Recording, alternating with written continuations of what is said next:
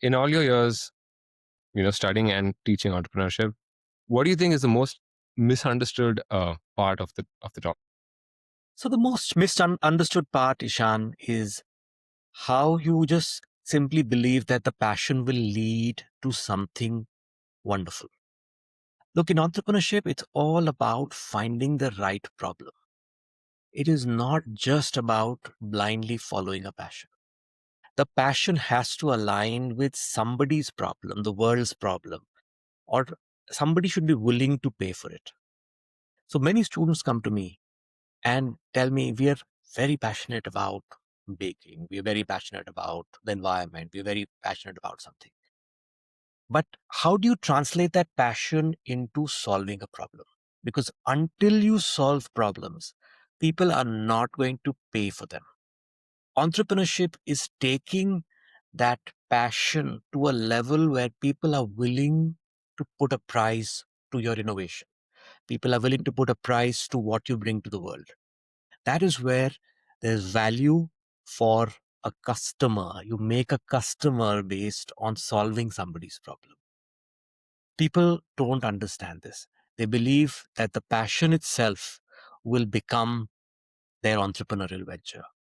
That that journey of transitioning from passion to a problem statement is very, very critical. And often that becomes the most misunderstood part of a wannabe entrepreneur. The wannabe entrepreneur says, I'm so passionate, but I'm not able to make that into a venture. And that's where the missing link is. On what is your entrepreneurial story? So I started my career with IBM. And one of the things that I was doing as a part of the team there was to actually driving a lot of the M&A deals. So as a part of the HR vertical, we were trying to integrate many organizations. And that's where I saw a lot of entrepreneurial passion coming from people who were actually, on the other side of the table. So that's when I decided that, this is something I wanted to do. I, explored ideas, found a business partner who I wanted to start up with. And we really started out creating an organization which helps people build strategy, build people solutions. So it was a very niche consulting organization. It was also a time where India was looking at a global market. So it was a time where a lot of small and medium enterprises were looking at exporting. So we got ourselves trained into how to help companies strategize in exports, and that was a big part of what we did. But more than that, it was really about working with people with a lot of family-run organizations. So I helped them create strategy for the next generation. I helped them work on how the growth models are going to be. And that was really my, work with the entrepreneurs, trying to help them become successful and so on. A big part of what I did was also corporate training. So Ishan, you sit in boardrooms and you do a lot of training, getting them to believe that their strategy is going to work, their models are going to give them the right results, and so on. It was there where I realized that I really enjoyed this part. So from corporate training, I spent a lot of time into doing some experiments with classroom training. That's when IIT Delhi actually invited me to do a course. And I loved that so much that I started spending more and more time in the classroom. And that was also my journey where I transitioned from the boardroom to the classroom, so to say.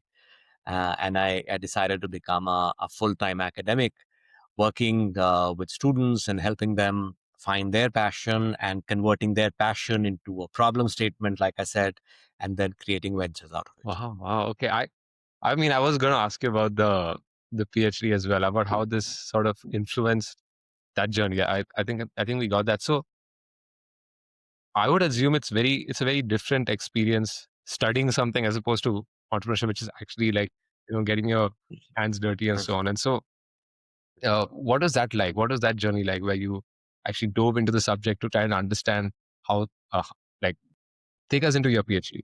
So that's an interesting question, Ishan. You have to realize that the academic world is much more than just experience sharing. So a lot of people come to us at the Center for Entrepreneurship, for example, and they come and say, hey, you know what? I have so many years of experience. Let me just come and share my journey, my stories, etc. The academic world actually requires you to validate these stories, these sort of, as we call them, war stories of being out there in the trenches, with the depth of academic rigor. And when I say academic rigor, there are a lot of theories, a lot of frameworks. So when you're in a classroom, you're actually not just, doing storytelling, but you're wrapping all of that around with a lot of literature, a lot of researched and evidence-based information that the students really enjoy and deserve to know, because it's those nuggets that are then applicable in various different environments. And that is what pushed me to do my PhD. So my PhD was from IIT Delhi, from the Department of Management Studies. And what I explored was during my PhD was how ecosystems of entrepreneurship across the country have proliferated, what has worked for them. And we focus specially on the technology and business incubators, which are hosted in different universities. So it was an interesting study to understand this whole ecosystem. But whenever you pick a PhD topic, you end up doing a deep dive in that one area. What it does is that it helps you cultivate a research mindset. It helps you understand how research works and how research needs to be brought into the classroom. That is the key part of a PhD. And that's why universities across the world actually value a PhD in the academic world, because it really pushes you to think with as a knowledge creator and not just a knowledge consumer.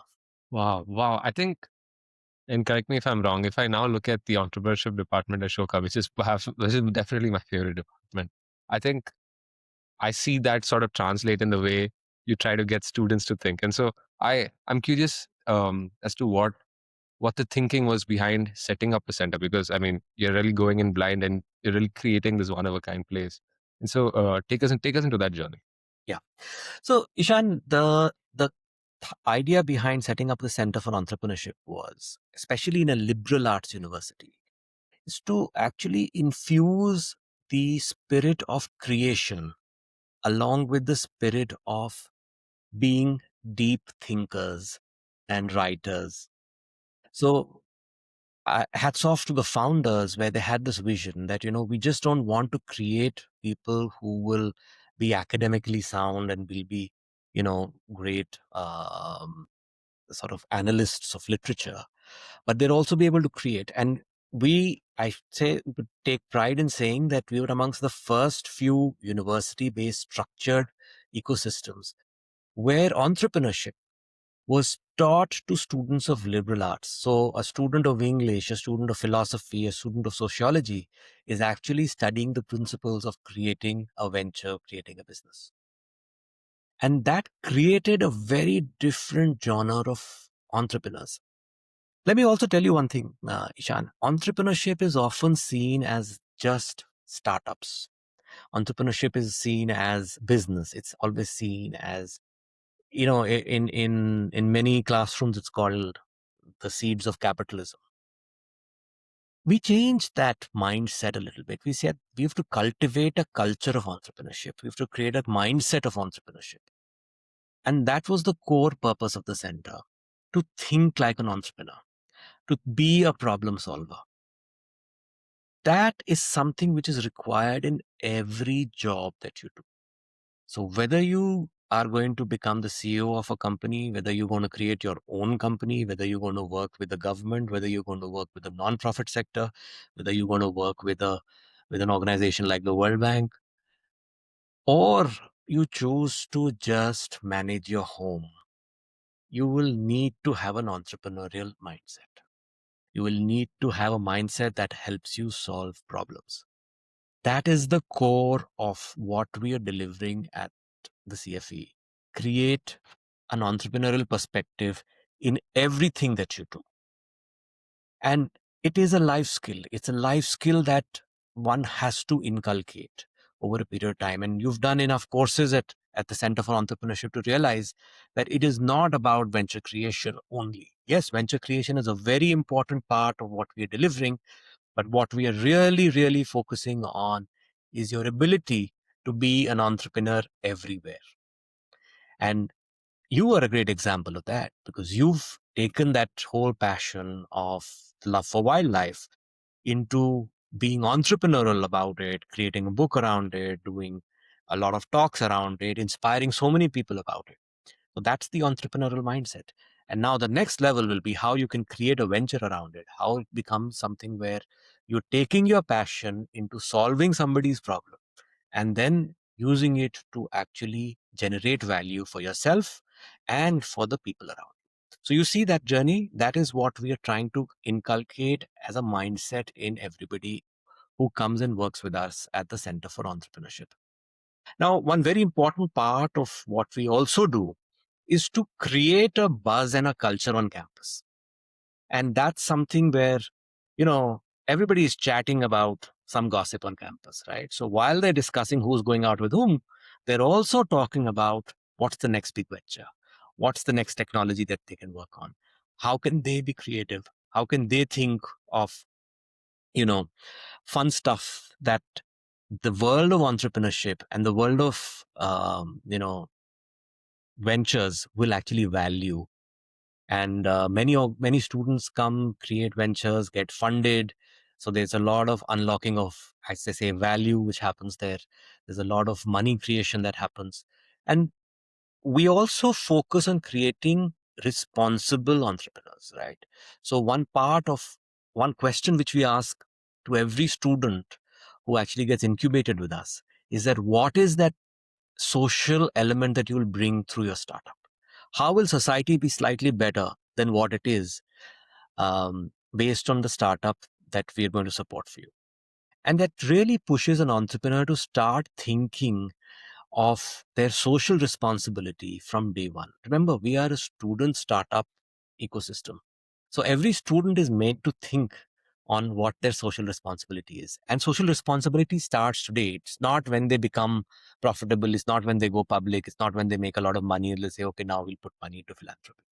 Be responsible for the ecosystem, the society, the environment around you from today. And that's another very important element of creating this liberal arts entrepreneurs at the Center for Entrepreneurship in Ashoka. I think there's just so much there to unpack. I think what I love about the center is that it's really topic agnostic. You can be passionate about anything and use an entrepreneurial mindset to fuel that. I think the listener should know about this one instance. For example, I think it was on social media where I saw the entrepreneurship department send out a flyer saying, if anyone on campus is working on an interesting project, come to us and we'll help incubate it. And I think I really respect that. I respect this mindset of trying to fuel that, especially because you don't even know what the project is, but I there can be an entrepreneurial seed to be sown in there, and I think that speaks to the beauty of the center. I want to dive a little deeper into what you just said. This idea of cultivating the mindset. Could you take us into a course or two where you try to get students to think entrepreneurially? Because I think anyone can benefit from that. That's what we discussed, right? How does it translate into the courses? For example, I think uh, I think in your course in creativity and design thinking, putting us in touch with an actual company and getting us to solve a certain problem for them, or at least ideate about it, is one way that sort of got those gears turning. And so I'm curious as to how you think about that while designing the curriculum. Yeah. So it starts in very different ways, Ishan. The first step is your exploration with the problem. So if you remember, the first step that we do in our classroom is to say, go find a problem around you. And let's focus on defining that problem. Let's focus on saying, how does that problem or how does that situation become a problem? Why does it need to be solved? And whose life is going to be better because the problem gets solved? That is a very important part of understanding the whole journey of this whole entrepreneurship, mindset. That are you being a creator or are you being a complainer?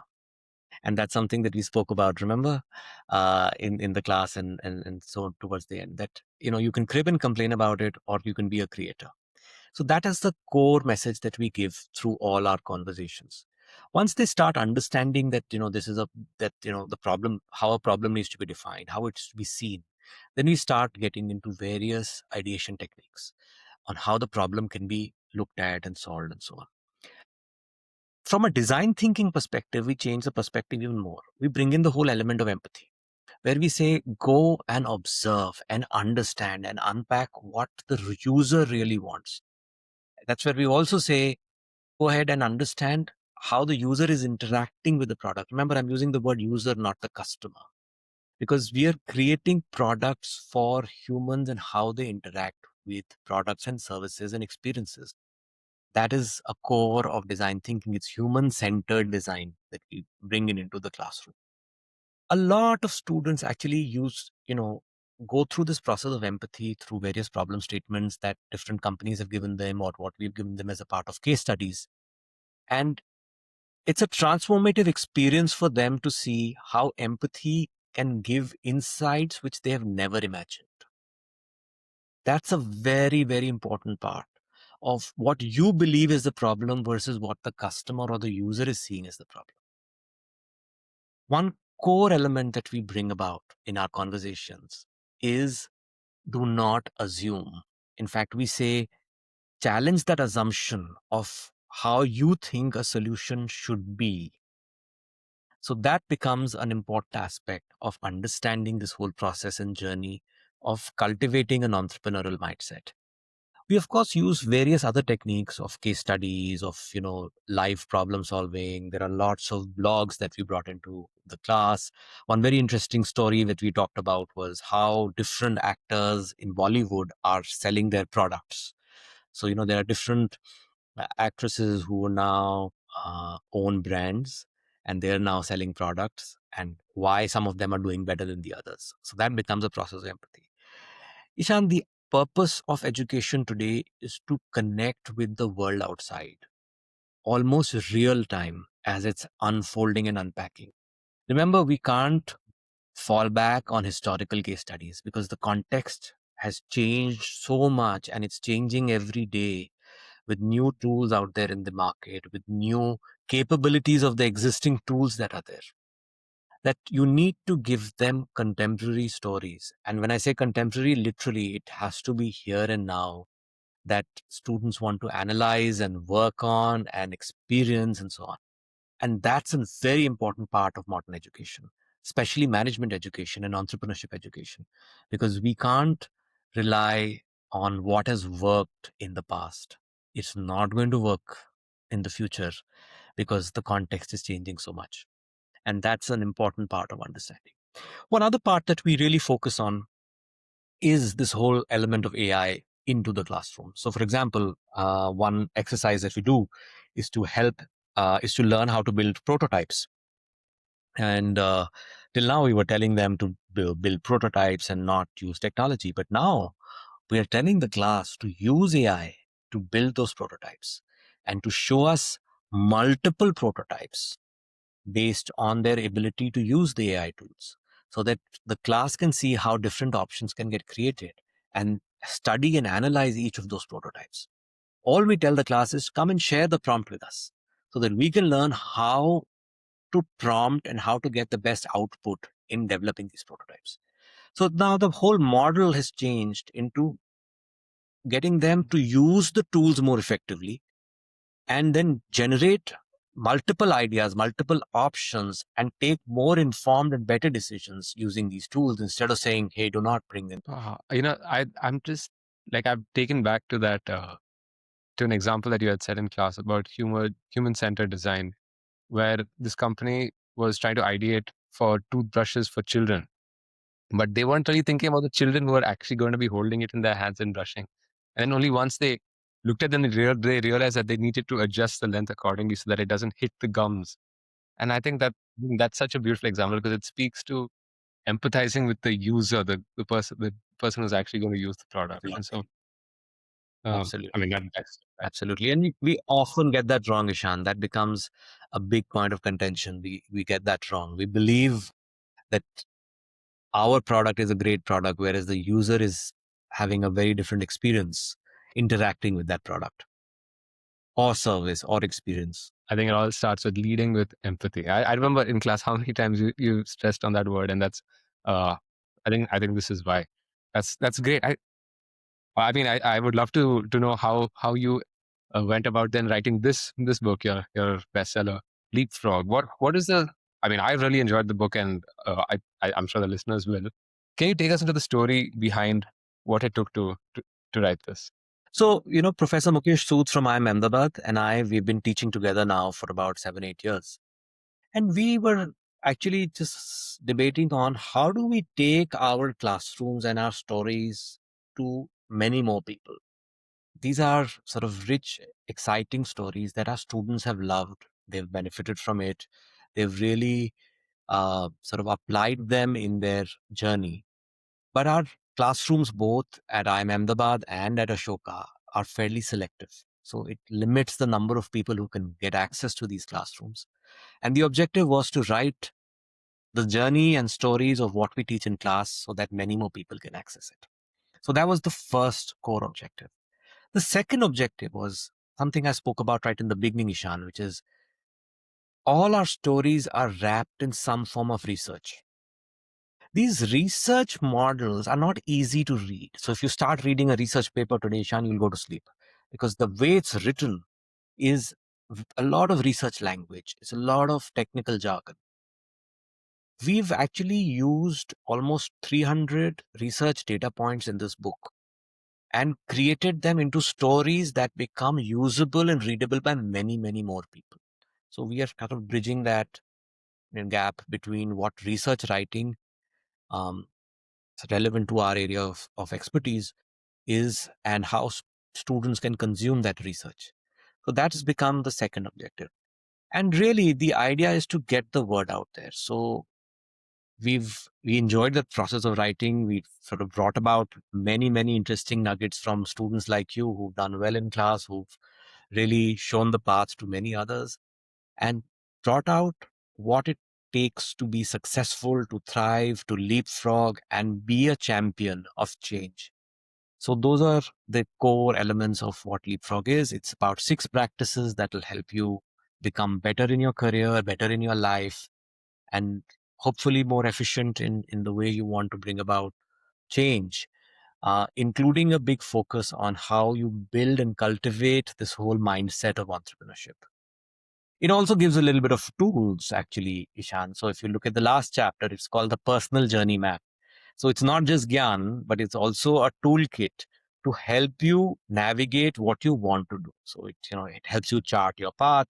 It's based on the lean startup model. But the personal journey map is the startup of you. If you imagine yourself to be a startup, then how do you navigate using the same frameworks that startups use? And that's what we've done in the personal journey map. Fantastic.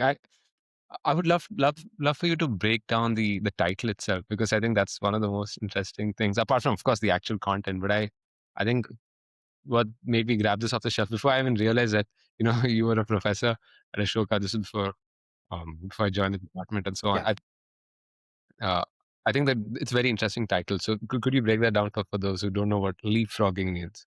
So leapfrog means that you are moving beyond your competitors and jumping multiple steps to a place that you want to be.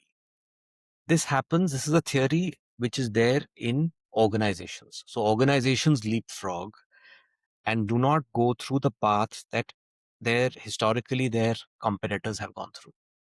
It's a well established theory. The same theory and principle can be applied to careers and people. So how do you move beyond your initial position, leaving behind people who are at a similar place into a much better place that you want to be, faster, better, more efficiently? That is the core of leapfrog. And once you get there, how do you thrive? So two key words to take away from the title is to leapfrog and to thrive. And when you're able to thrive, you're able to put in your best. You bring in, it's a little bit of success attracts success. So you are able to really thrive in that place that you decided to be. So that's the purpose of the title. And to get there, there are 6 practices. So once you follow those 6 practices, you imbibe them, you learn them. Each of these practice is supported by different pillars. So if you want to build, so let's say grit is one of the practice. Curation is one of the practices that we talked about. Intellectual humility is a practice. If you want to build these practices, what are the pillars that you need to strengthen to get to this level? That's what we've talked about in the book. Yeah, I've read the book a few times now, and I think the concept I always return to is grit. I think that's the one that resonated with me the most. Of course, I'm really a fan of Angela Duckworth's work. I reread her book every few months. Could you take us into like the nitty-gritties of how to actually build a gritty mindset? So, Ishan, grit in very, very simple terms means passion and perseverance sustained over a period of time, which means that you are able to keep your interest and your passion for what you believe is the path going for a period of time without getting distracted. You're willing to put in the hours and you don't believe that magic happens without hard work. And that's the reality. If you look at data, if you look at research, everybody who you believe was gifted actually has put in many, many, many, many thousands of hours behind it. It's like a duck swimming. When the duck is floating on water, it's the most pretty sight. But nobody sees the amount of effort that the duck is putting in below the water. And that is where grit comes in. One big element of developing grit is your ability to deal with boredom. We often believe that everything should be exciting and entertaining at all points of time. It never happens. And that is where passion starts failing because you start getting bored. You don't want your interest starts falling, then you don't want to follow that pursuit. So, let's talk about learning music or learning an instrument. It's very exciting in the beginning, then you learn a few things, then you play a few times in front of your friends, and everybody says, oh, wow, you're a great musician. And then when you start spending more time and you realize, oh, it's more complex than you thought. And that's when you say, hey, you know what, I don't need to take this on anymore. You're not willing to put in those hours. Why? Because you're getting bored. People who are successful learn to deal with this boredom. It happens to every sports person. People who are playing cricket, it's IPL season, so I want to give a cricket example. People who are playing cricket out there in the sun are playing for hours and hours and hours. You think they're enjoying every moment of that time practicing? They're also getting bored. But that is what differentiates a person from an average player to a good player to a world class player. If you want to be world class, remember boredom is a part of your journey. Figure out how you want to make that boring moment interesting.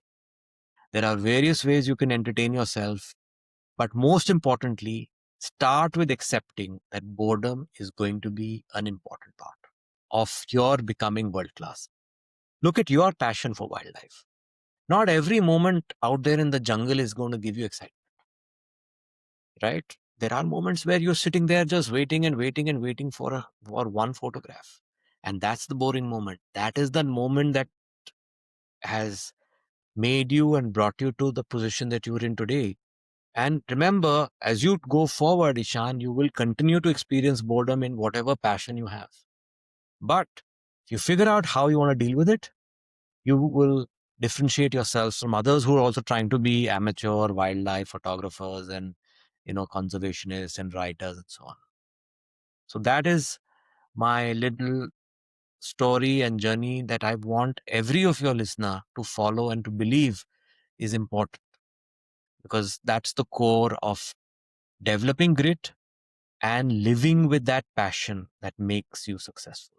With a concept like grit, I think that it's very easy for people to sort of deceive themselves into thinking they're very gritty, or rather, even conversely, maybe convincing themselves they're not gritty enough when they actually are. And so, what is an honest way that we can assess our own grit levels? I think that is something we should all learn. Well, we've given a test in the book, so you can actually do.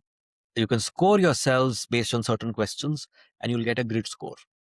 And this is a very internal test, so don't try to fool yourself when you are answering a question on where you are grading yourself on grid. But an important part is that you get a fair assessment of where you are. Look, there has been enough and more material that is proven out there that people will, with grit, people who demonstrate grit, who build grit, are more successful in life. This is not us saying based on our anecdotal evidence in classrooms, but this is a well documented research that Angela Duckworth, that the name that you mentioned, has actually done. And it's been used by organizations across the world. The US Army is using it today to do recruitment, to promote their people.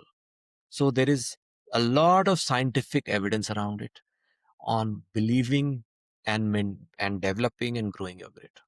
So if you're serious about it, build it, work on it, and of course, make sure that you are figuring out how you want to sustain your interest through the moments of boredom. No, I think this has really been a fascinating conversation. Maybe we need to record one again for just to go into your course, creativity and design thinking. I think there's a lot of material there.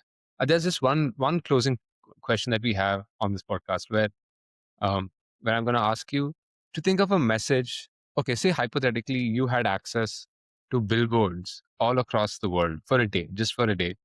What is the one message you would put there out there for the world? Lovely question, Ishan. What a way to close.